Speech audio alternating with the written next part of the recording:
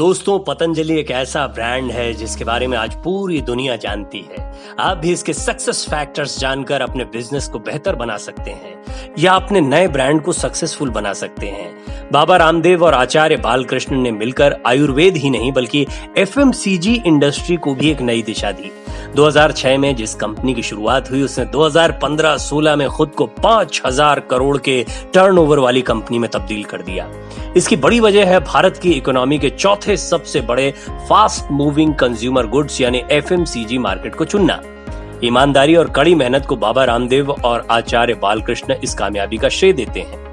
योग के शिक्षक और फिर आयुर्वेदिक दवाइयों के ब्रांड दिव्य फार्मेसी से शुरुआत करने वाले इन दोनों लोगों ने इस कंपनी को नए आयाम दिए और बड़े बड़े व्यावसायिक घरानों को चुनौती दे डाली। आज हम आपको वो सक्सेस फैक्टर्स बताएंगे जिससे पतंजलि इतना बड़ा ब्रांड बन पाया। इन फैक्टर्स पर आए उससे पहले पतंजलि की ताकत को समझते हैं। स्वदेशी प्रोडक्ट्स की ब्रांडिंग उपभोक्ताओं में राष्ट्रीयता की भावना लाती है। कंज्यूमर के इमोशंस किसी भी व्यवसाय के लिए जरूरी हैं। उससे पहले कंपनी को एक चेहरा देना जरूरी होता है। पतंजलि के हर पोस्टर और एड में आपको वो चेहरा बाबा रामदेव के रूप में दिखता है।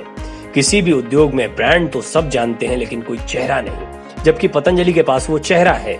इस चेहरे को तैयार करने पर पहले काम किया गया। बाबा रामदेव को योग गुरु के तौर पर लोकप्रियता मिली। फिर उन्होंने स्वदेशी आंदोलन जैसे प्रयासों के जरिए खुद को एक ब्रांड एम्बेसडर के तौर पर विकसित किया। उन्होंने काला धन जैसे मुद्दों को उठाते हुए इकोनॉमी और फंडिंग की भी गहरी समझ विकसित की। उनकी केस स्टडी हमें वो कहावत समझाती है कि प्रैक्टिस के दौरान बहाया गया पसीना युद्ध भूमि में आपका खून बचाता है। हर कामयाब व्यक्ति ने पहले अपने धंधे को समझने में समय दिया।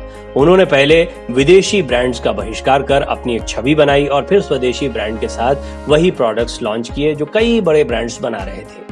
अपनी ब्रांडिंग में उन्होंने स्वदेशी नामों का इस्तेमाल किया जो भारतीय जनमानस को सीधे कनेक्ट करता है। साबुन और टॉयलेट क्लीनर जैसे उत्पादों को भी उन्होंने स्वदेशी नामों से जोड़ा। विज्ञापन के महत्व को समझते हुए उन्होंने डायरेक्ट और इनडायरेक्ट दोनों तरीके से अपने उत्पादों का जमकर प्रचार किया। यहाँ उनकी कामयाबी के कुछ फैक्टर्स हम आपके सामने रख रहे हैं। Health factor. आज के दौर में हम सेहत की अहमियत जान गए हैं, लेकिन हमारी सोसाइटी हमेशा से हेल्थ कॉन्शियस रही है। ये महत्वपूर्ण फैक्टर है कि पतंजलि ने अपने हर प्रोडक्ट को सेहत से जोड़ा, ऑर्गेनिक उत्पादों का इस्तेमाल किया और साथ ही रासायनिक उत्पादों के खतरों को भी उजागर किया।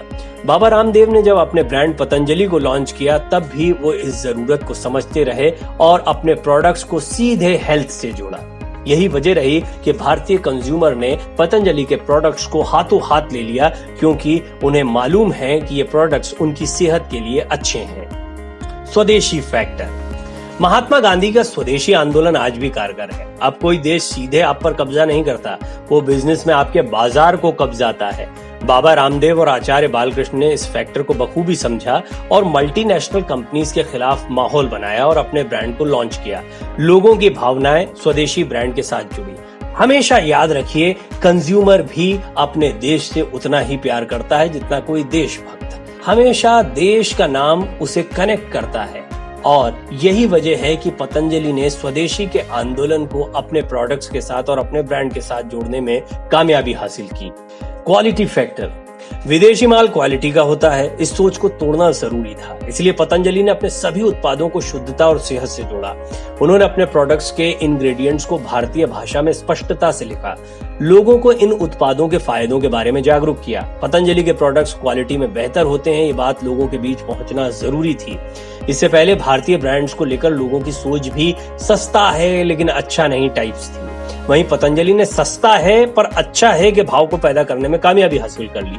उन्होंने रिसर्च का सहारा लिया और उत्पादों की डिटेलिंग उपभोक्ताओं के सामने रखी, जिससे उन्होंने उपभोक्ताओं का भरोसा भी जीता।